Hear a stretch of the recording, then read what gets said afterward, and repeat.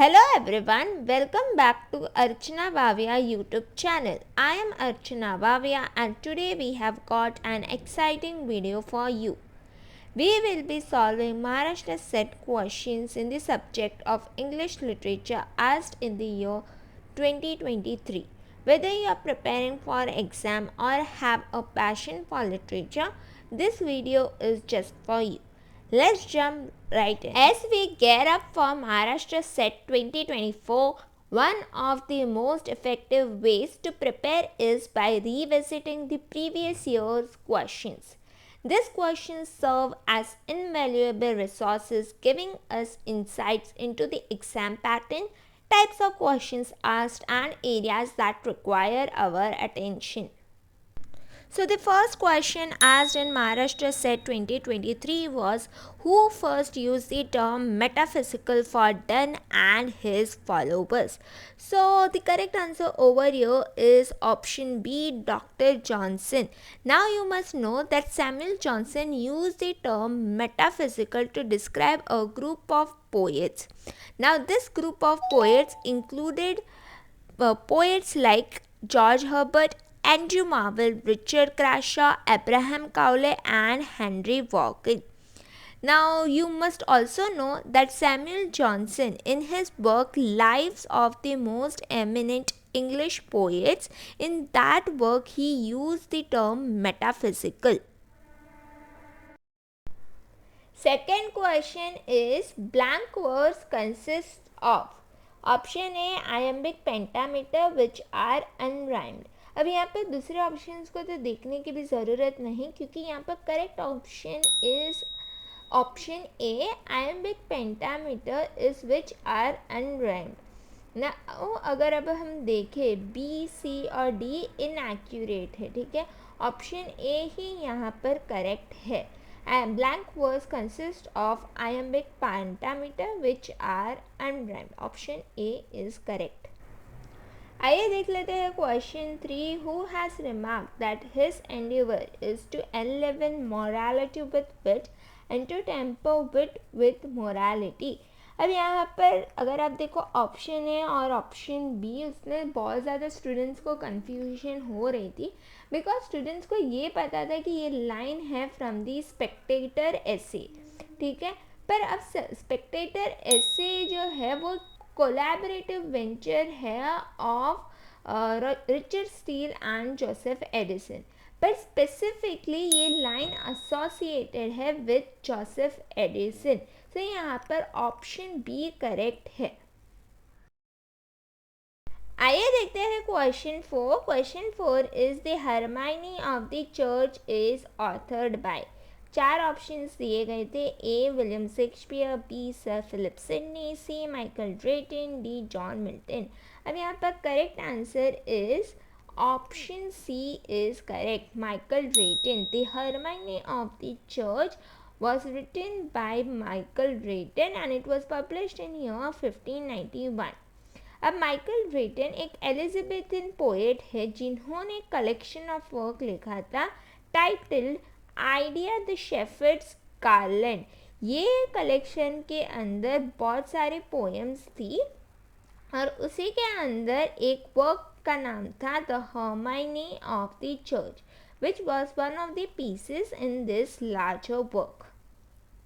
So option C is correct, Michael Drayton. Let's look at the question number 5. Question 5 says a unit of 3 lines of verse that rhyme together is called. ठीक है, अब मैं आपको बता दूँ यहाँ पर according to me correct answer होना चाहिए ट्रिपलेट, बट एमएच सेट ने आंसर की में बी एंड सी ऑप्शन दोनों को ही राइट माना हुआ है. अब इसके पीछे का रीज़न क्या हो सकता है मैं आपको बताती हूँ. जो टर्सेट है that is a broader term for set of 3 lines, और हालांकि जो ट्रिपलेट है वो स्पेसिफिकली रिफर करता है to 3 lines that rhyme together. So इसलिए शायद उन्होंने बी एंड सी को करेक्ट ऑप्शंस बताए हैं, ठीक है. सो यहाँ पर बी एंड सी एकदम ही करेक्ट है. आई होप कि आपको डिफरेंस पता चल गया होगा between tercet and triplet. Tercet is a broader term while triplet specifically refers to 3 lines that rhyme together. आइए देख लेते हैं next question, question 6. Contrapuntal reading, a reading strategy that brings out the contradictions built into the text, was developed by. 4 options दिए गए थे, Louis Althusser, Edward Said, I A. Richards, Cleanth Brooks. अब ये question already UGC net में भी पूछा गया है in year 2022 I guess. So correct answer over year is Edward Said. ये स्पेसिफिकली अप्रोच इन्होंने बात की थी अपने post colonial literary criticism work title culture and imperialism. ये वर्क के अंदर इन्होंने कॉन्ट्रापंटल रीडिंग के बारे में बात की थी. अब let's look at the question 7. Who among the following is not a prose writer? A. Roy Campbell, B. A. E. Coppard, C. Lord Dunsany, D. Somerset मॉगम. अब यहाँ पर जो करेक्ट आंसर है that is Roy Campbell. Okay, अब Roy Campbell is not a prose writer. Although बहुत कम लोगों को पता है कि इन्होंने एक प्रोज लिखा है, बट वो प्रोज के लिए जाने नहीं जाते. रॉय कैम्पबेल को अगर मैं कैटेगराइज करूँ तो वो एज अ पोएट गिने जाएंगे. ठीक है, so he is not a prose writer. So यहाँ पर जो करेक्ट आंसर है that is option A, Roy Campbell. आइए देख लेते हैं next question. Thomas Hardy dynasts is an. So यहाँ पर जो करेक्ट आंसर है that is option A, it is a play. ठीक है, सो थॉमस हार्डी ने ये वर्क लिखा है डायनेस्टिस. इसको कैटेगराइज किया जा सकता है as a play. Let's look at the question 9. The concept of deep structure and surface structure was given by. 4 options दिए गए थे, Whorf, B. Sapir, C. Halliday, D. Chomsky. So यहाँ पर जो correct answer is option D, Chomsky. The concept of deep structure and surface structure was introduced by Noam Chomsky. और ये भी जान लीजिए कि ये concepts are part of Chomsky's theory of transformative generative grammar. अब ये जो ट्रांसफॉर्मेटिव जनरेटिव ग्रामर है वो डेवलप किया था नियम चॉम्स्की ने. Question 10. Identify the figures of speech in the following lines. An 100 years should go to praise, thine eyes and on the forehead grace. 200 to adore each breast, but 30,000 for the rest. अब यहाँ पे figures of speech को identify करना है. A. Irony, B. Metonymy, C. Hyperbole, D. Oxymoron. काफ़ी ज़्यादा easy answer है. The correct answer is hyperbole. अब हाइपरबली क्या होता है? जहाँ पर स्पीकर एग्जैजुरेट करता है. ठीक है, इंटेंशनल एग्जैजुरेशन होता है. सो यहाँ पर correct answer is option C, hyperbole. आइए देख लेते हैं next question. Down cemetery road is the title of D J Enright's article on the poetry of. अब यहाँ पर correct answer is option B, Philip Larkin. अब डीजे एंड्राइड ने एक आर्टिकल लिखा था, ठीक है, जिसका नाम था डाउन सिमेट्री रोड. अब ये फोकस करता था और एनालाइज करता था of poetry of Philip Larkin. ठीक है, सो ये जो आर्टिकल है वो डिस्कस करता था poetry of Philip Larkin. So यहाँ पर correct answer is option B, Philip Larkin. आइए देखते हैं question 12. Identify the autobiographical novel written by George Eliot. A. The mill on the floss, B. Adam Bede, C. Daniel Deronda, D. Middlemarch. अब यहाँ पर correct answer is option A, the mill on the floss. अब ये George Eliot ने work लिखी तो थी, पर ये स्ट्रिक्टली ऑटोबायोग्राफिकल नॉवल नहीं थी. ठीक है, ये सिग्निफिकेंटली ऑथर के खुद के एक्सपीरियंसेस और चाइल्डहुड से इंस्पायर ये वर्क था. सो यहाँ पर जो सिबलिंग्स है टॉम एंड मैगी टुलिवर, ये जो कैरेक्टर्स है वो कहीं ना कहीं उनके रियल लाइफ एक्सपीरियंस से उन्होंने बनाए हुए हैं. सो यहाँ पर जो करेक्ट आंसर है that is option A, the mill on the floors. Question 13. Sancho Panza is a fictional character from A. Don Quixote, B. Waiting for Godot, C. Caligula, D. Iliad. अब यहाँ पर correct answer is option A Don Quixote. अब Don Quixote work है by Michael de Cervantes और इसका full title of Don Quixote ज़रूर याद रखना, the ingenious gentleman Don Quixote of La Mancha. ठीक है, पार्ट 1 पब्लिश हुई थी in year 1605 and part 2 publish हुई थी in year 1615. Let's look at the question 14. Which of the following American play has 742 performances and has been revived on Broadway 4 times? So यहाँ पर 4 options दिए गए थे. A. All My Sins, B. The Glass Menagerie, C. Death of Salesman, D. The Sioux Story. So the correct answer over here is option C, The Death of Salesman. और ये एक American play है जो लिखी गई है by Arthur Miller. So you must remember the American play that had 740 performances and has been revived on Broadway 4 times is Death of a Salesman. Option C is correct. Let's look at question 15. Curries and other Indian dishes is a work of A. R K Narayan गलत है, मुल्क राज आनंद गलत है, Rudyard Kipling गलत है, D. Vikram Seth एकदम correct है. So यहाँ पर option D is correct. Curries and other dishes is a work by Vikram Seth. Option D is correct. आइए देखते हैं question 16. All about H hatter is written by. ये काफ़ी इनोवेटिव वर्क है बाय जीवी दिसानी. तो ये नावल जो है All About H Hatterr, it was published in year 1948 and it is written by GV Desani. सो यहाँ पर ऑप्शन सी करेक्ट है, जीवी दिसानी. आइए देखते हैं question 17. Which of the following text can be classified as belonging to Middle English literature? Option A Caedmon's hymn, Beowulf. अब ये जो वर्क है वो बिलोंग करती है from to old English period. ठीक है, then we have option B the faerie queene, Astrophil and Stella, the Spanish tragedy. अब ये जो वर्क है वो बिलोंग करती है to early modern English period से. So ये जो वर्क है that is from Elizabethan and Jacobean period. Then we have C वॉल्पोन the white devil the changeling. ये वर्क बिलोंग करती है from Caroline period. And then we have option D Piers Plowman, sir Gawain and green knight, the Canterbury tales.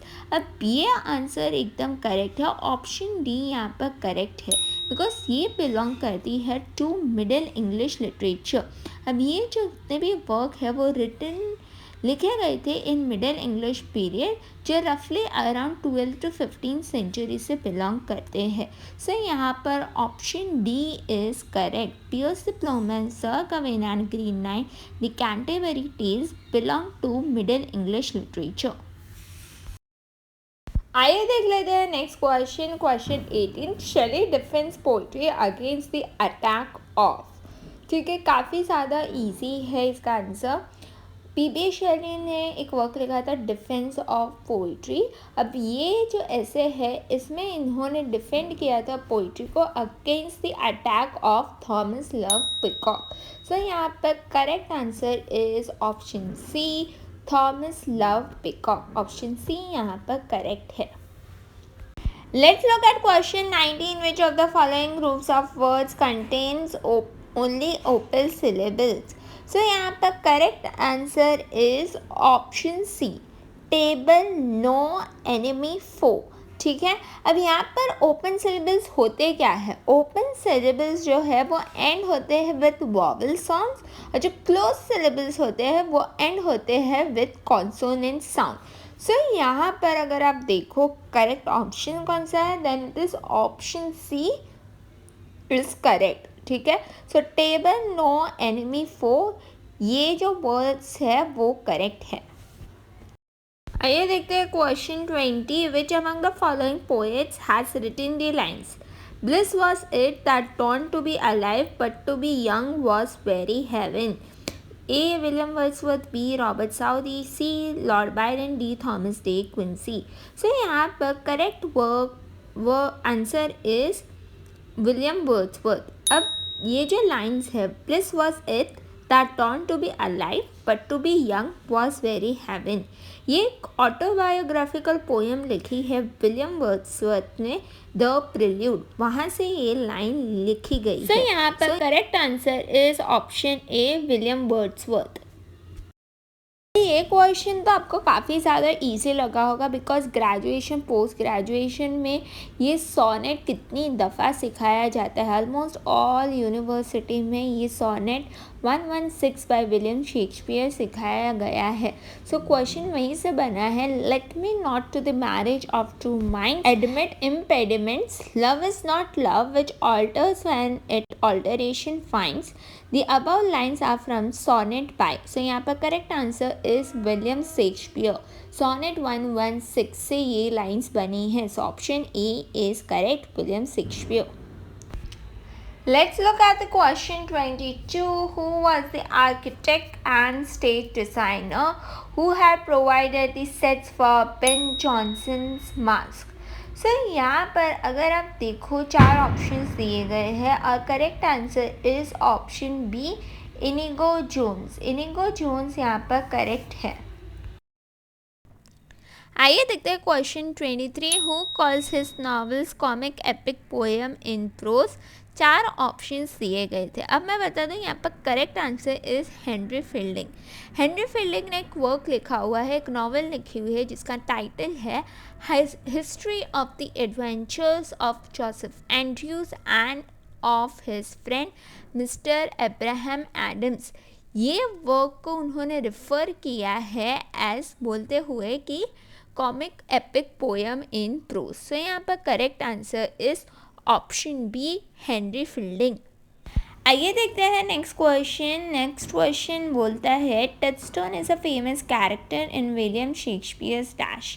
सो यहाँ पर correct answer is as you like it. ठीक है, touchstone एक code gesture होता है जिसके ह्यूमरस रिमार्क्स होते हैं प्ले के अंदर. सो यहाँ पर करेक्ट आंसर. आइए देखते हैं question 25. On the knocking at the gate in Macbeth is written by. So again 4 options दिए गए थे. यहाँ पर correct answer is Thomas De Quincey. अब थॉमस डे क्विंसी ने ये ऐसे लिखा था इन ईयर 1823. अब यहाँ पर एक स्पेसिफिक सीन की बात कर रहे हैं जो विलियम शेक्सपियर के मैकबेथ से है. मैकबेथ के सीन के अंदर एक्ट 2 सीन 3. ठीक है, अब यहाँ पर क्या होता है, जो गेट कीपर है वो आंसर करता है knocking at the gate of Macbeth's castle. वहीं से ये इंस्पायर होके ये वर्क आया है. सो यहाँ पर correct answer is option C.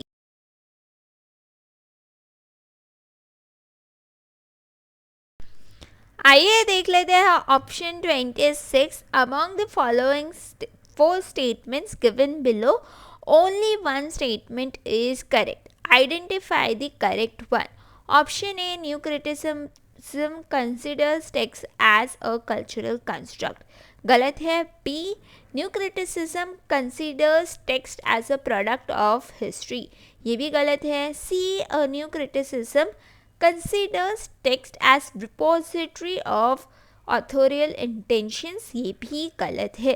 Then we have new criticism considers text as autonomous, ontological and organic. आइए देखते हैं question 27. The exemplar and mentor of liberal humanism in England was. 4 options दिए गए थे. सो यहाँ पर अगर आप देखो ये क्वेश्चन मैथ्यू ऑर्नेल के वर्क कल्चर एंड एनार्की से पूछा गया. मैथ्यू ऑर्नेल के जो वर्क है कल्चर एंड एनार्की वो बताती है concerns about cultural and moral condition of Victorian society.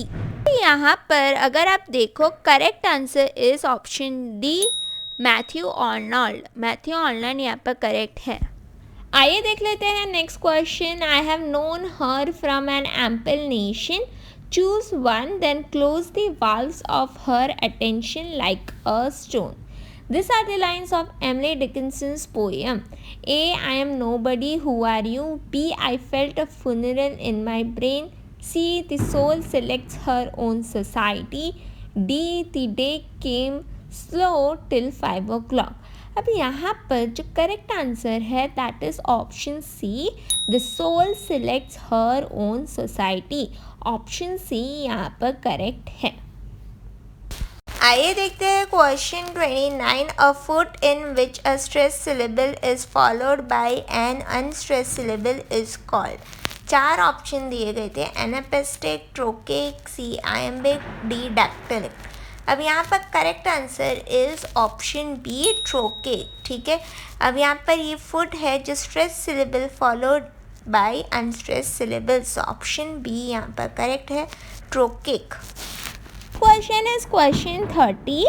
Aphorism and epigram are the distinguishing features of the prose style of A. Francis Bacon, B. Joseph Edison, C. Richard Steele, D. Charles Lamb. अब यहाँ पर correct answer is option A, Francis bacon.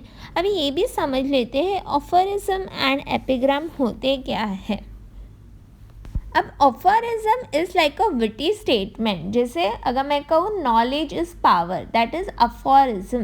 Then epigram. अब epigram एक clever और एक paradoxical statement होते हैं, जैसे कि a wise man will make more opportunities than he finds. So यहाँ पर जो ये है aphorism and epigram. So Francis Bacon ने काफ़ी ऐसे एसेज लिखे थे, लाइक एसेज और कॉन्सिल, सिविल एंड मॉरल. सो यहाँ पर correct answer is option A, Francis bacon.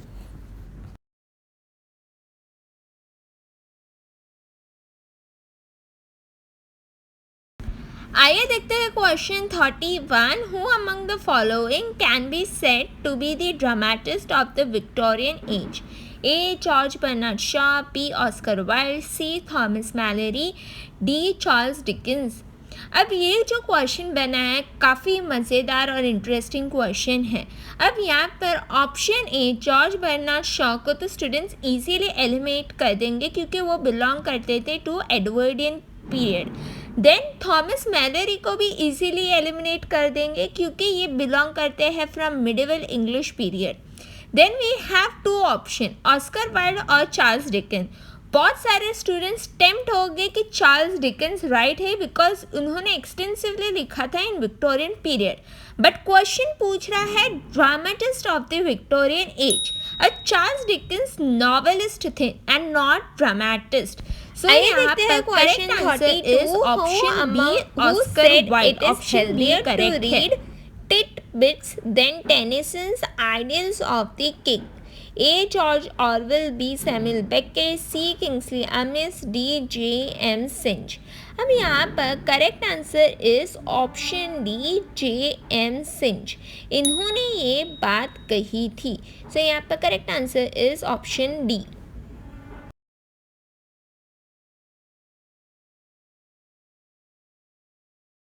Question 33. Which one of the following novels is a part of Lawrence Durrell's Avignonian Quintet? अब यहाँ पर 4 ऑप्शंस दिए गए हैं, क्लिया, सेबेस्टियन, मॉन्टोलिव, बाल्थेजर. अब यहाँ पर जान लीजिए कि क्वांटिट में कितने वर्क्स है. 5 वर्क है. First is Monsieur 1974, Livia published in year 1978, then we have Constance published in year 1982, third is Sebastian published in year 1983 और fifth is Quinx published in year 1985. So यहाँ पर correct answer is option B, Sebastian. Let's look at the question 34. The realization of a morpheme in our terms of phoneme is called A. Morphophonemics, B. Phonomics, C. Semantics, D. Pragmatics. The correct term for the realization of morpheme in terms of phoneme is morphonomics. So the correct option over here is option A. If you don't know what is morphonomics, morphonics deals with interaction between morphemes and phonemes within a language. It focuses on how morphemes, the smallest units of meaning, undergo changes in the pronunciation when combined with other morphemes due to phonological rules. So correct answer over here is option A. Question 35. Which is not a work of Franz Kafka? A. The Metamorphosis. B. Caucasian Chalk Circle. C. The Trial. D. The Judgment. So यहाँ पर अगर आप देखो option B the Caucasian chalk circle, ये work है by Bertolt Brecht, who is a German playwright. So अगर आप देखो A the Metamorphosis is by Franz Kafka, C the Trial is also by Franz Kafka, D the Judgment is also by Franz Kafka. Which is not a work of by Franz Kafka? Then it is option B, Caucasian Chalk Circle. Option B यहाँ पर correct है.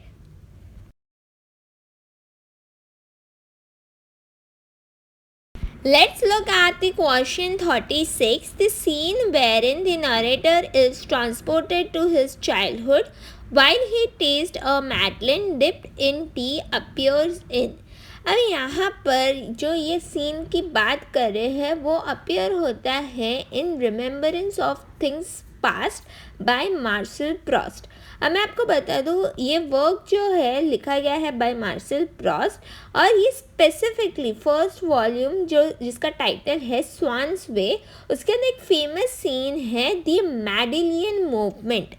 ठीक है, अब ये जो मैडेलियन movement है यहाँ पर नरेटर जो प्रॉस्ट खुद ही है वो मैडलिन. अब मैडलिन क्या है? एक स्मॉल स्पॉन्ज केक है और इसके बारे में बात की है और यहाँ पर कुछ ट्रिगर हो जाता है नरेटर को.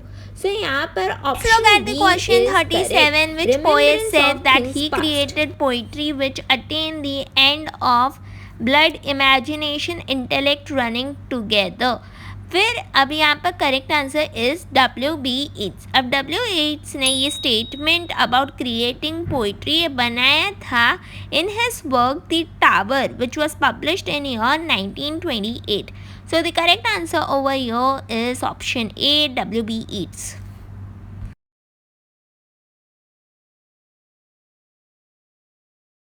Question 38. Who wrote Daniel Deronda? So यहाँ पर correct answer is option A, George Eliot. So George Eliot ने ये साइकोलॉजिकल फिक्शन लिखी थी and which was published in year 1876. So यहाँ पर जो correct answer is option A, George Eliot. George Eliot ने लिखी थी ये work Daniel Deronda. Let's look at the question 39. Cyril Debedin is an. Okay, so 4 options दिए गए थे. ऑस्ट्रेलियन प्ले राइट नहीं है, बी कैनेडियन पोएट है, सी और डी भी एलिमिनेटेड है. साइरिल डेबिडिन की बात आपको ये जानना है कि he is a Guyanese born Canadian poet, novelist and critic. So यहाँ पर ऑप्शन बी इज़ करेक्ट. आइए देखते हैं next question. Next question is the term diaspora comes from. 4 options दिए गए थे. लैटिन नहीं, फ्रेंच नहीं, ना ही स्कैंडिनेवियन. करेक्ट आंसर यहाँ पर है ऑप्शन सी, ग्रीक. ठीक है, ग्रीक लैंग्वेज में डायोस्पोरा का मतलब होता है स्केटरिंग और dispersion. Look at the question 41. Which of this is not a translation of the Bible into English? फिर 4 ऑप्शंस दिए गए थे. सो यहाँ पर अगर आप देखो तो करेक्ट आंसर आएगा कैक्सटन्स बाइबल, ऑप्शन ए. अब जो कैक्सटन्स बाइबल है it is not a translation but an early printed version of the Bible in English. So जान लीजिए कि यहाँ पर ऑप्शन ए करेक्ट है, कैक्सटन बाइबल, बिकॉज वो ट्रांसलेशन नहीं बल्कि एक प्रिंटेड एडिशन है. आइए देख लेते हैं question 42. A diphthong is A, an unstressed syllable followed by a stressed syllable. Wrong है. Option B, a sound found by a combination of 2 vowels in a single syllable. अब ये एकदम करेक्ट है. ऑप्शन सी देख लेते हैं. An unaccented syllable pronounced with little or no stress, गलत है. D, a low pitch having a low frequency sound. ये भी गलत है। अब मैं आपको बता दूँ अब डिप्थोंग होता क्या है। डिप्थोंग एक कॉम्प्लेक्स वॉवल साउंड होता है जो बिगिन करता है विथ वन वॉवल साउंड और वो ग्लाइड करता है with in the same syllable. Diphthong का एकदम ऑपोजिट होता है मोनोप्थोंग। सो यहाँ पर डिप्थोंग का एक एग्जाम्पल है कॉइन, कॉइन, ठीक है। सो यहाँ पर correct answer is option B, a sound found by the combination of two vowels in single syllable. यहाँ पर ऑप्शन बी एकदम करेक्ट है। नेक्स्ट क्वेश्चन काफ़ी बेसिक क्वेश्चन पूछा गया है फ्रॉम थ्योरी ऑफ डीकंस्ट्रक्शनिज्म, ठीक है। So who amongst the following is not a primary practitioner of deconstruction. 4 options दिए गए थे। Option A Paul de Man, B Barbara Johnson, C George Lucas, D J H Miller. अब यहाँ पर आप जान लीजिए कि option C George Lucas is not a primary practitioner of deconstruction. अब डीकंस्ट्रक्शन एक लिटरेरी थ्योरी है जो एसोसिएटेड है with thinkers like Jacques Derrida, Paul de Man, Barbara Johnson and J H Miller. So यहाँ पर ऑप्शन सी करेक्ट है। He George Lucas is not a primary practitioner of deconstruction. Next question is question 44. Who in an essay of dramatic poesy by Dryden represents the Asians? अब option A Lisideius. अब Lisideius represent करते हैं French critics को। Then we have option B Crites. Crites represent करते हैं Asians को। Then we have Eugenius. Eugenius represent करते हैं मॉडर्न्स को। And then we have John Dryden जिसका कैरेक्टर का नाम दिया गया है निएंडर। अब यहाँ पर ड्राइडन अपने खुद व्यूज़ बताते हैं ऑन ड्रामेटिक पोइट्री। सो यहाँ पर अगर आप देखो करेक्ट आंसर कौन सा है, then it is option B, Crites represents ancient. Option B यहाँ पर करेक्ट है। Let's look at question 45. Which poem of Tennyson is critiqued as anti-feminist? Option A, The Princess. Option B, Maud. Option C, In Memoriam. Option D, Idylls of the King. यहाँ पर correct answer होगा option A, the princess. Question 46. What term does Keats use for the Grecian urn? अब काफ़ी ज़्यादा इसका answer easy है। अब Keats ने एक वर्क लिखा था, एक पोएम लिखी थी, ode to a Grecian urn. यहाँ पर ग्रेशियन अर्न को बताया गया है एज हिस्टोरियन। सो यहाँ पर ऑप्शन डी करेक्ट आएगा, historian. Historian is the term used by Keats for the Grecian earn. Question 47. Which poem opens with the line, For God's sake, hold your tongue and let me love? 4 options दिए गए थे। यहाँ पर option B the canonization correct है। अब जो canonization है obviously ये पोएम है बाय जॉन डन। यहाँ पर जो कैनोनाइजेशन पोएम है that is a metaphysical poem और यहाँ पर स्पीकर कह रहा है कि प्लीज़, सोसाइटी को कह रहा है कि please stop criticising my love. So यहाँ पर correct answer is option B, the canonization by John Donne. Let's look at the question 48. In which play does the plot deal with a city goldsmith, 2 apprentices and his 2 daughters, the younger sweet and modest and the elder foolish and worldly? First option यहाँ पर eastward हो दिया हुआ है और eastward हो ही यहाँ पर करेक्ट आंसर है। अब आप जान लीजिए कि Eastward Ho is a play co-written by Ben Jonson, George Chapman and George Marston. अब यहाँ पर जो मेन कैरेक्टर है उसका नाम है टचस्टोन और उसकी 2 बेटियाँ हैं। फर्स्ट का नाम है मिल्ड्रेड जो स्वीट एंड मॉडेस्ट है और सेकंड जर्ट्रूड है जिसको बताया गया है फुलिश एंड वर्ल्डली। सो यहाँ पर करेक्ट आंसर इज ईस्टवर्ड हो।